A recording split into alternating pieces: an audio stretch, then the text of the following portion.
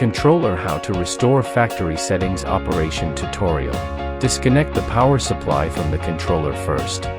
In the power off state, press and hold the menu button, and then connect the power. Enter the settings screen of the controller website and press the menu button several times to enter the next screen. Click down, click menu, and wait for the controller to recover. The default IP address of the restored controller is 2.0.0.15. The IC starts with space 1 and is CL05. By default, each port has space 4. The color channel is GRB. All controllers are restored to factory settings using this method.